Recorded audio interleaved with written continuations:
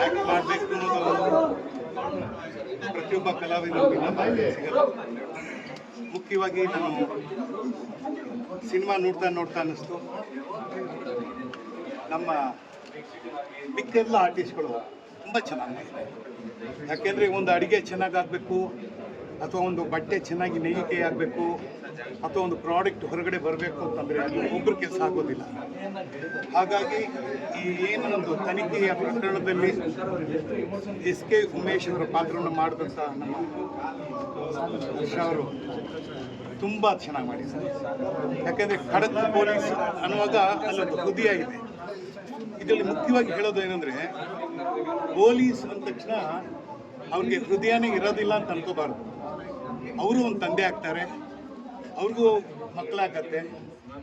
ಅಂತಹ ಒಂದು ಸಂದರ್ಭದಲ್ಲಿ ಈ ಒಂದು ಕೇಸ್ ಬಂದಾಗ ಎಸ್ ಕೆ ಉಮೇಶ್ ಅವರು ಬಿಟ್ಬಿಡ್ಬೋದಾಗಿತ್ತು. ಯಾವುದೋ 5-10 ವರ್ಷದ ಹಿಂದಿನ ಕೇಸು, ಎಷ್ಟೋ ಸಾವು ನೋವುಗಳು ನಡೀತಾನೆ ಇರುತ್ತೆ. ಆದರೂ ಯಾವುದಾದ್ರೂ ದೊಡ್ಡ ಸಾಹುಕಾರರ ಮಕ್ಕಳು, ಮಿನಿಸ್ಟ್ರ್ ಮಕ್ಕಳು ಅಂಥವ್ರು ಏನಾದರೂ ಕಳೆದೋಗಿದ್ರೆ ಅದನ್ನು ಹುಡುಕೋಕ್ಕೆ ಪೊಲೀಸ್ ಪ್ರಯತ್ನ ಪಡ್ತಾರೆ ಸಾಧಾರಣವಾಗಿ.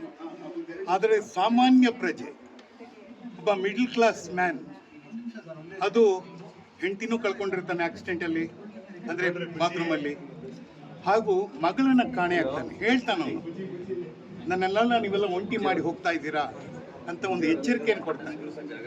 ಇದರ ಸಂದೇಶ ಏನು ಅಂದರೆ, ಈ ಸಿನಿಮಾದ ಸಂದೇಶ ಏನಂದರೆ, ಮುಖ್ಯವಾಗಿ ತಂದೆ ತಾಯಿಯ ಜೊತೆಗೆ ಮಕ್ಕಳು ಯಾವುದೇ ಗುಟ್ಟನ್ನು ಇಡಬಾರ್ದು. ಯಾಕೆಂದರೆ ನಾವು ಮಕ್ಕಳನ್ನು ಹೆತ್ತಿ ಸುಮಾರು 20-25 ವರ್ಷ ಸಾಕಿರ್ತೀವಿ. ಆದರೆ ಕೇವಲ ಒಂದು ದಿವಸಕ್ಕೆ ಬಂದು ಹೋಗೋಬ್ಬ ಗೆಳೆಯನಿಗೆ ತಮ್ಮ ಇಡೀ ಜನ್ಮವನ್ನೇ ಕೊಡ್ತೀವಿ.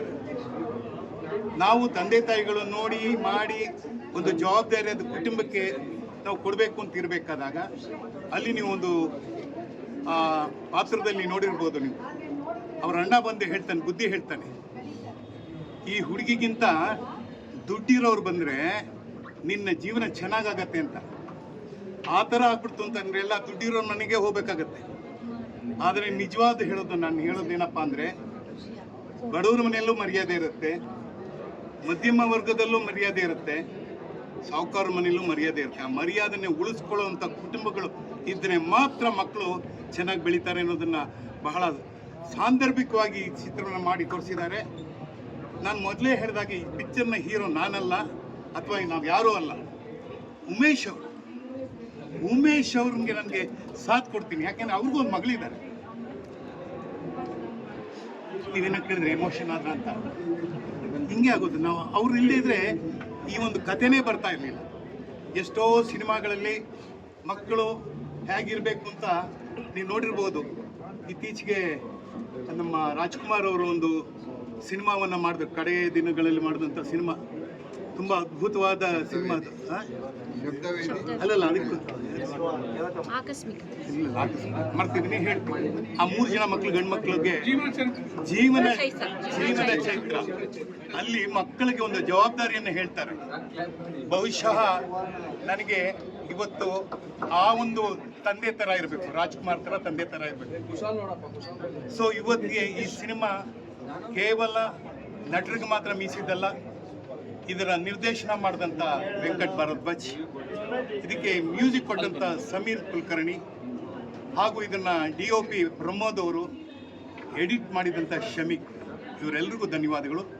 ಮುಖ್ಯವಾಗಿ ಹೇಳಬೇಕಾದ್ರೆ ನಿರ್ಮಾಪಕನಿಗೆ ಹೇಳಬೇಕು. ಇವತ್ತು ಕನ್ನಡ ಚಿತ್ರರಂಗ ಸ್ವರ್ಗೋಗ್ಬಿಟ್ಟಿದೆ. ನಾವು ಎಷ್ಟೇ ಕಷ್ಟಪಟ್ಟು ಏನೇ ಸಿನಿಮಾ ಮಾಡಿದ್ರು ನಾವು ಒಂದು ರೀತಿಯ ಭಿಕ್ಷುಕರಾಗ್ಬಿಟ್ಟಿದ್ದೀವಿ. ನಮಗೆ ಈ ಥಿಯೇಟ್ರ್ ಕೊಡಿ, ಇಷ್ಟು ಟೈಮಿಗೆ ಕೊಡಿ ಅಂತ ಕೇಳಬೇಕಾದ ಕನ್ನಡದ ನೆಲದಲ್ಲೇ ನಮ್ಗೆ ಈ ಥರ ಪರಿಸ್ಥಿತಿ ಬಂದುಬಿಟ್ಟಿದೆ. ಅದಕ್ಕೆ ಕಾರಣ ಯಾರನ್ನ ದುಷ್ಸೊಂದು ಗೊತ್ತಾಗ್ತಾ ಇಲ್ಲ. ನಾವು ಹಲವಾರು ಬಾರಿ ಚೇಂಬರ್ಗೆ ಕಂಪ್ಲೇಂಟ್ಗಳೆಲ್ಲ ಬಂದಾಗ ಹೇಳ್ತೀವಿ, ದಯಮಾಡಿ ಕನ್ನಡ ನಿರ್ಮಾಪಕರಿಗೆ ಶೋಷಣೆ ಮಾಡಿಬಿಡಿ, ಕೊಡಿ ಅಂತ. ನಾವೆಲ್ಲ ಮಾಡ್ತಾ ಇದ್ದಿದ್ದ ಕಾಲದಲ್ಲಿ ಯಾವುದೇ ಒಂದು ಸಿನಿಮಾ ಕೂಡ ಕೋಟಿನಾಗ ಇಟ್ಕೊಂಡು ಮಾಡಿದವರಲ್ಲ. ಆದರೆ ವ್ಯಕ್ತಿಯ ಸಿನಿಮಾಗಳು ಹೇಗೆ ಬರ್ತಾಯಿತ್ತು ಅಂದರೆ, ಆದರ್ಶವನ್ನು ಮಾಡಿದಂಥ ಸಿನಿಮಾಗಳು ಬರ್ತಾಯಿತ್ತು ಕನ್ನಡದಲ್ಲಿ. ಅವತ್ತು ರೀಲ್ ಸಿನಿಮಾ, ಇವತ್ತು ಡಿಜಿಟಲ್ ಸಿನಿಮಾ. ಆದರೂ ಈ ನಿರ್ಮಾಪಕರು ನಮ್ಮ ದಿನೇಶ್ ಮತ್ತು ಲಕ್ಷ್ಮಣ್ ಅವರು ಅವರ ಎದೆಗಾರಿಕೆಗೆ ನಾನು ಮೆಚ್ತೀನಿ. ಹಾಗೆ ಉಮೇಶ್ ಅವರ ಎದೆಗಾರಿಕೆಗೆ ನಾನು ಮೆಚ್ತೀನಿ. ಹಾಗೆ ಈ ಚಿತ್ರದಲ್ಲಿ ಅಭಿನಯಿಸಿರುವ ಎಲ್ಲ ಕಲಾವಿದರು ಪರಿಪೂರ್ಣವಾದ ಅಭಿನಯವನ್ನು ಕೊಟ್ಟಿದ್ದಾರೆ.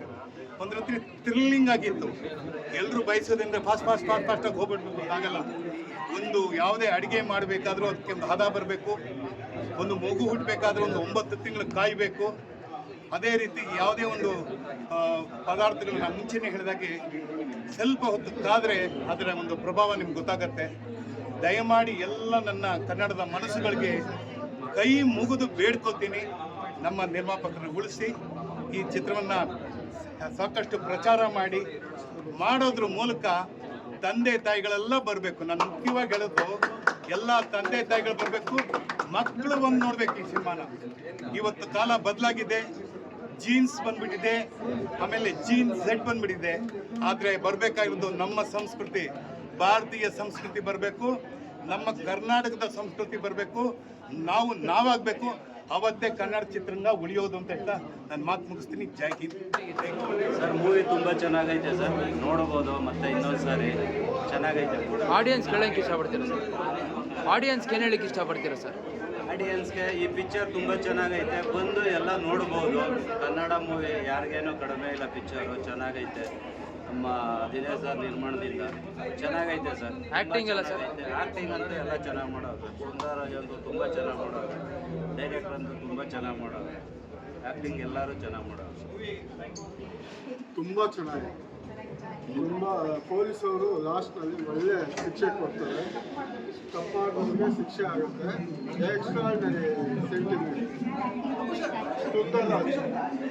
ಸುಂದರರಾಜ್ ಈಗ ರಿಯಲ್ ಆರ್ಟಿಸ್ಟ್. ಡೈರೆಕ್ಷನ್ ಸೂಪರ್ ಆಗಿದೆ. ಮೂವಿ ಹೆಂಗಿತ್ತು? ಮೂವಿ ಹೆಂಗಿತ್ತು? ಮೂವಿ ಹೆಂಗಿತ್ತು? ತುಂಬ ಚೆನ್ನಾಗಿದೆ, ಬಂದು ನೋಡಿ ಸರ್.